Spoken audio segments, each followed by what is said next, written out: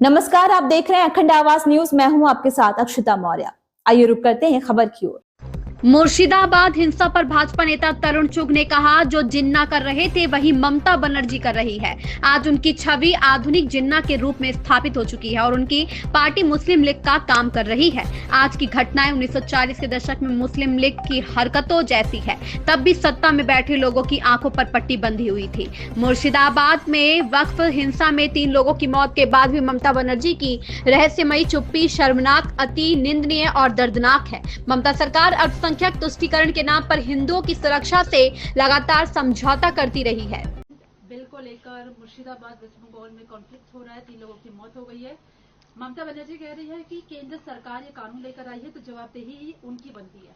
पश्चिम बंगाल में मुर्शिदाबाद में वक्फ हिंसा में 3 मौतों के बाद भी ममता बनर्जी की रहस्य में चुप्पी शर्मनाक है, घोर निंदनीय है, कष्टदायक है।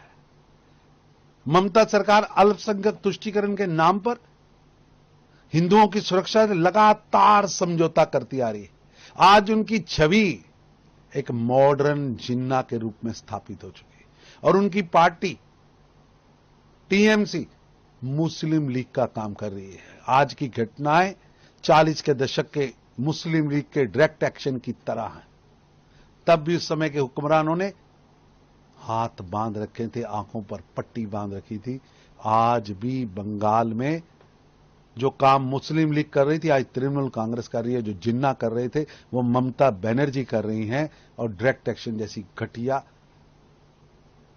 घटनाएं हो रही हैं। पश्चिम बंगाल के हालत बदतर हो चुके हैं, जिसका अंदाजा लगाया जा सकता है कि हाई कोर्ट को, देश प्रदेश के न्यायालय को जनहित में केंद्रीय बलों की तैनाती के आदेश देने पड़ते हैं। ये राज्य सरकार की विफलता और कानून व्यवस्था में पूरी तरह चरमराने का प्रमाण है।